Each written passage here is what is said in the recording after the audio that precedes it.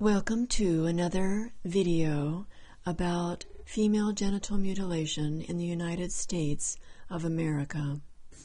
I was born in 1967 in Salt Lake City, Utah, in the United States of America. I'd like to share with you a few thoughts on circumcision because it's a very personal subject to me. When I was a little girl, I had a circumcision performed on myself. I was about 3 years old probably at the time. I have a very vivid memory of the experience. I was in a bed with a crib bars on it. I remember standing and being very frightened, not knowing what's going on, but feeling that something terrible was about to happen. And I remember being laid down in a room. I can remember people talking to me, coaxing me through the procedure.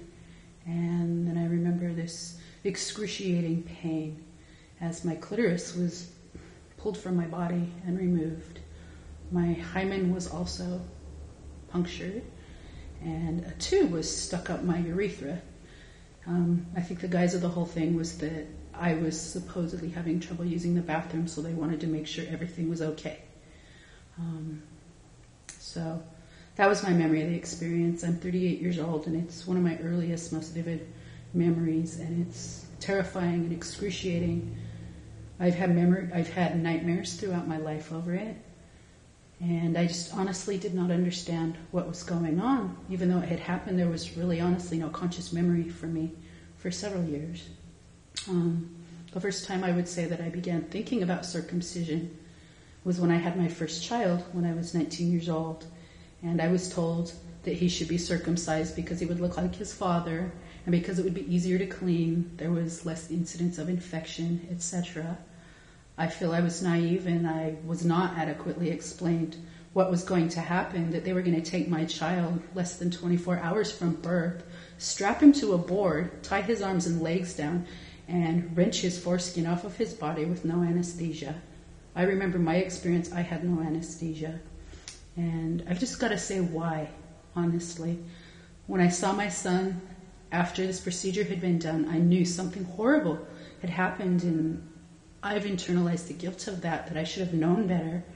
And it was a learning experience for me. I have gone on to have two more boys. I have 3 sons, and 2 of them are non-circumcised. And my first one, unfortunately, is. And I've got to say, I feel I learned from that mistake, but I would just like to share my experience with other people so that they don't make that mistake and perform an unnecessary circumcision on their sons or daughters.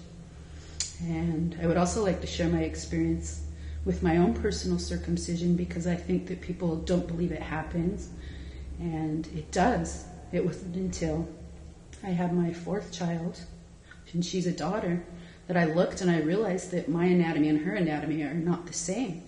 And I remember my partner telling me all the time that my anatomy wasn't the same, but I really had no reference to know. So it wasn't until my daughter was born that memory and all the resulting psychology made sense to me, and it came crashing down. And it's a horrible experience to go through, to have a memory of, and to know that it's happening to other people, and to feel powerless.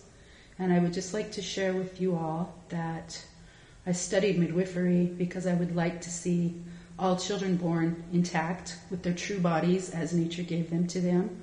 I don't think we should remove parts of our bodies unless there's a disease or a problem with our bodies.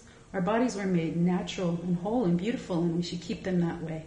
And we certainly shouldn't inflict that upon our own children because it's their choice in the first place. And